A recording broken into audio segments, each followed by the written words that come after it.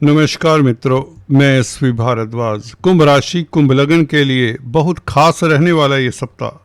किस्मत साथ देगी, बड़ा लाभ होगा और सुखद समाचारों का तांता सा लगा रहेगा।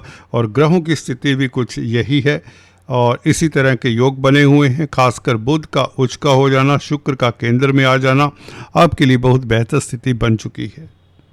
तनावों से मुक्त हो चुके हैं और अब आपके लिए आर्थिक स्थिति बेहतर होने के योग बनते हैं। खासकर इस अवधि में लव लाइफ आपका बेहतर रहेगा। छात्रों के लिए समय उत्तम रहेगा।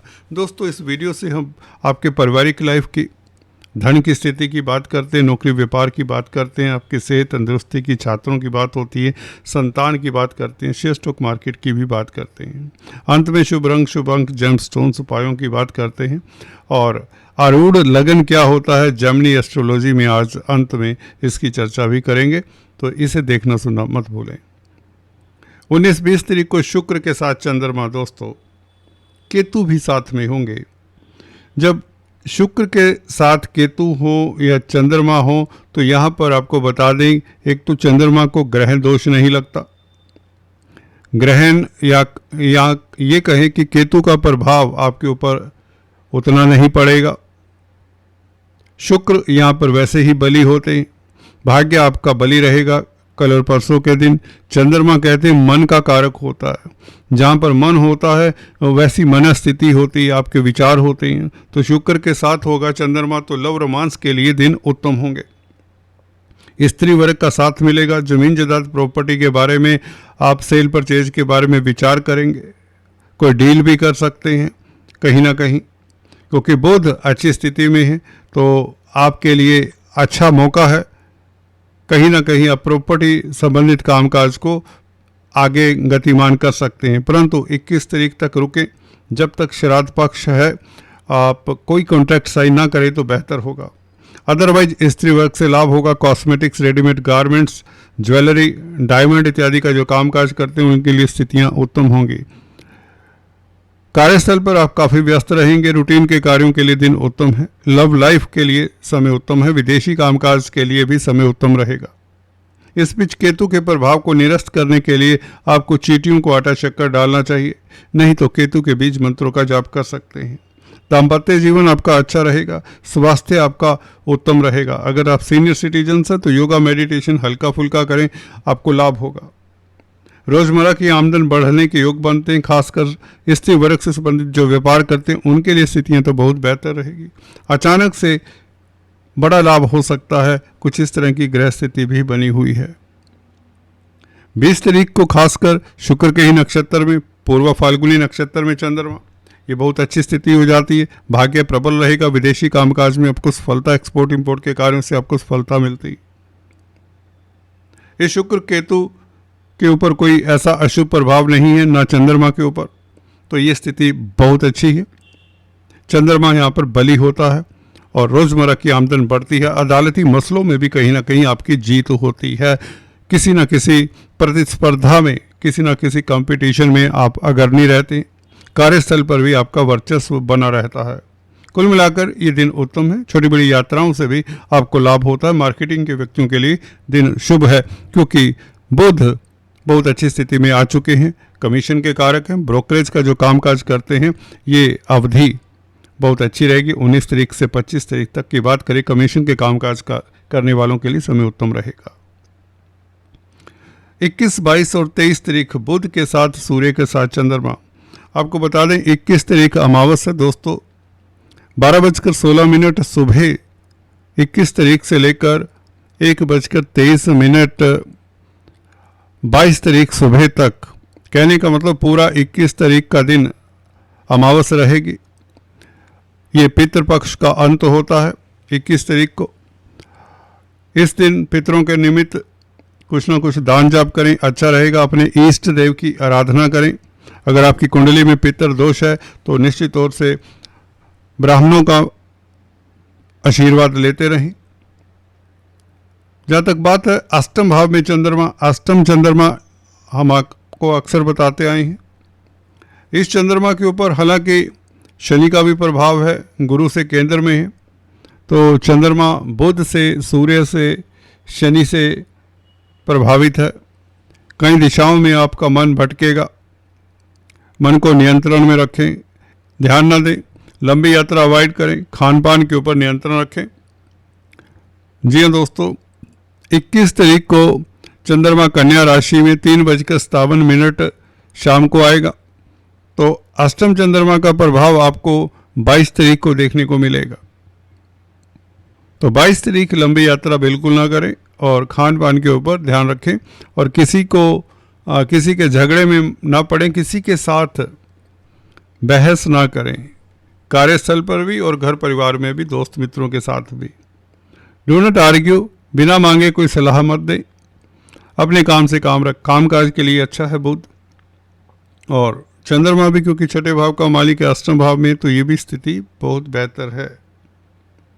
सूर्य सप्तम भाव का मालिक है, तो भागीदारी में जो कामकाज करते हैं उन्हें थोड़ा ध्यान देना चाहिए। अपने स्पाउस के साथ बनाकर रखें, अपने पार्टनर के साथ बनाकर रखें। ससुराल पक्ष की मदद करनी पड़ सकती है। कुल मिलाकर समय अच्छा है। अचानक से लाभ के योग बनते हैं क्योंकि बुध उच्च के हैं, अष्टम भाव के मालिक हैं और गोपनीय कष्ट आपके कोई दूर होते हैं। आपका कोई हिडन एनिमी, जी हाँ दोस्तों, अज्ञात शत्रु जो हिडन है उसका अंत हो सकता है 22-23 तारीख को। जी हाँ दोस्तों, वह आपके रास्ते से खुद ही हट जाएगा। ये चांसेस भी प्रबल हैं क्योंकि बुध उच्च के हैं। आपके गोपनीय कष्ट होते हैं, जो ऐसे कष्ट जो किसी के साथ शेयर नहीं कर सकते, उनका अंत होने के चांसेस हैं। शनि की दृष्टि बुध, सूर्य और चंद्रमा के ऊपर। आप गंभीर रहेंगे। अपने दिमाग को हल्का फुल्का रखें, ज़्यादा संजीदगी, ज़्यादा गहराई में मत जाएं। हाँ, हार्ड वर्क करें, डिसिप्लिन्ड रहें, आपको सफलता मिल जाएगी। और अचानक से लाभ के योग बन जाते हैं, अटका हुआ धन मिलने के योग इत्यादि, वसीयत से लाभ के योग इत्यादि। 24-25 तारीख चंद्र मंगल योग, यहाँ पर ये लक्ष्मी योग कहलाता है। गुरु की दृष्टि भी रहेगी इस चंद्र मंगल के ऊपर। दोस्तों, जब भी गुरु की दृष्टि चंद्रमा के ऊपर होती है तो चंद्रमा को बल मिल जाता है। कर्जा इत्यादि मिलने से आप हर्षित रहेंगे। बैंकों से ऋण कहें तो मिलने से आप हर्षित रहेंगे। तेज प्रभाव बढ़ेगा, आप में एक एनर्जी सी फील होगी। आप पराक्रमी अपने आप को महसूस करेंगे। भाग्य आपका साथ देगा। विदेशी कामकाज में आपको सफलता के योग बनते हैं। भाइयों और मित्रों के साथ आपके संबंध बेहतर होंगे। कामकाज के हालात अच्छे रहेंगे। अपने आप को स्वस्थ महसूस करेंगे और हेल्थ भी अच्छी रहेगी, खासकर 24-25 तारीख को। 25 तारीख को गुरु के नक्षत्र में चंद्रमा विशाखा नक्षत्र में गुरु से दृष्ट, तो लाभ होता है। विदेशी कामकाज हो या कोई भी कामकाज करते हो, नौकरी करते हो या व्यापार करते हो, तो धन आने के योग बनते हैं 25 तारीख को। विशाखा नक्षत्र का चंद्रमा, तो आप किसी भी प्रतिस्पर्धा में भी उत्तीर्ण हो सकते हैं। कोर्ट कचहरी के मसलों में भी आपको सफलता मिलती है 25 तारीख को खासकर। यूँ तो 24 तारीख भी आपके लिए बेहतर है। मल्टीनेशनल कंपनी से लाभ होता है। देश विदेश आने जाने के विचार बनेंगे। विदेशों में सेटल्ड जो आपके भाई बंधु हैं उनके साथ बातचीत करके आपको एक रिलीफ सा महसूस होगा। कुल मिलाकर विदेशी कामकाज, एक्सपोर्ट इंपोर्ट के कार्यों के लिए दिन उत्तम है। ये था मोटे तौर से चंद्रमा का गोचर। चलते चलते लक्की नंबर, लक्की कलर, जेमस्टोन्स इत्यादि की बात करें। लक्की नंबर आपका रहेगा दोस्तों 2, 11, 29। लक्की कलर रहेगा आपके लिए इस अवधि में दोस्तों लाइट ग्रीन। और जेमस्टोन्स आपको अक्सर बताते हैं, जो पहली बार आए उनसे निवेदन भी है, अगर आपने अभी तक सब्सक्राइब नहीं किया तो कृपया सब्सक्राइब करने के पश्चात बेल आइकन जरूर दबाएं। दोस्तों, आपके लिए स्टोन्स नीलम बनता है जो शनि का स्टोन है। दूसरा स्टोन पन्ना बनता है जो बुध का स्टोन है। और ओपेल बनता है जो शुक्र का स्टोन है। डायमंड भी धारण कर सकते हैं शुक्र के लिए। दोस्तों, अभी चलते चलते हम बात करें आरूढ़ लगन की। दोस्तों, आरूढ़ लगन आपको एग्जाम्पल से समझा देते हैं, ज़्यादा बेहतर होगा। जैसे कि ये चार्ट देख रहे हैं, इस चार्ट में मिथुन लगन का ये चार्ट है, केतु लगन में है। दोस्तों, जैमिनी एस्ट्रोलॉजी के तहत आरूढ़ लगन का बहुत महत्व होता है। आपको देखना होता है लग्नेश लगन से कितनी दूर है। लगन से 9वें भाव में है लग्नेश, बुध सूर्य के साथ है। तो अब आपको देखना है इस लग्नेश से उतने ही भाव काउंट कर लें। कहने का मतलब ये लगन से 9वें भाव में है, तो बुध से 9 भाव काउंट कर लें तो आप पंचम भाव में पहुंचते हैं। तो जहाँ पर तुला राशि लिखी है तो ये आरूढ़ लगन बनता है। फॉर एग्जांपल दूसरा एग्जांपल ले लें, अगर किसी का लग्नेश बुध यहाँ पर बैठा है 3rd हाउस में, मिथुन लगन की किसी का चार्ट है और बुध आपका अगर 3rd हाउस में बैठा है तो यहाँ से 3 गिनने, पहला भाव, दूसरा भाव, तीसरा भाव, फिर से तुला ही राशि या पंचम भाव कहें तो आरूढ़ लगन बनता है।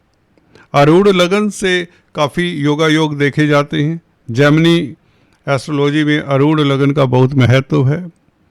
और इसी तरह से आत्मा कारक प्लैनेट का भी बहुत महत्व है। आत्मा कारक प्लैनेट वो होता है आपकी कुंडली में जिसके डिग्री सबसे ज़्यादा होती है। इस कुंडली में शुक्र की 24 डिग्री है, तो 24 डिग्री वाला ये प्लैनेट शुक्र आत्मा कारक हुआ। नवमांश में आत्मा कारक की स्थिति देखी जाती है। नवमांश से ही जेमिनी एस्ट्रोलॉजी ज़्यादा चलती है। और भी चर्चाएं हम जारी रखेंगे जेमिनी एस्ट्रोलॉजी के बारे में। अब आत्मा कारक प्लैनेट से त्रिकोण में केंद्र में बैठे हुए शुभ ग्रह व्यक्ति को धनाढ़ बनाते। पहली बात तो ये याद रखिए। यहाँ पर शुक्र है आत्मा कारक प्लैनेट, शुक्र से 7वें भाव में गुरु बैठा है तो व्यक्ति अमीर है, ये जिसकी कुंडली है, ठीक है। और शुक्र से ही 5वें भाव त्रिकोण में सूर्य बैठा है तो इसे सरकारी क्षेत्र से भी लाभ होता है। ये सरकारी जॉब में है, बहुत बड़ा ऑफिसर है। और सूर्य वैसे भी आप देख सकते हैं भाग्य स्थान में बैठा है। यहाँ पर आरूढ़ लगन से देखें, आरूढ़ लगन 5वें भाव में है तो 5वें भाव में ही बैठा है सूर्य और भाग्य स्थान के मालिक बुध के साथ बैठा है। आरूढ़ लगन से भाग्य स्थान का मालिक बुध बना। बुध भाग्य स्थान का मालिक है, सूर्य 5वें स्थान में बैठा है। आरूढ़ लगन की बात करें तो सूर्य से इन्हें मदद मिली, या यूं कहें सूर्य सरकारी तंत्र का कारक है तो इसको गवर्नमेंट जॉब मिली। कुल मिलाकर आज इतना ही, फिर से चर्चा को जारी रखेंगे। तब तक के लिए have a nice time. Please do subscribe, like and share.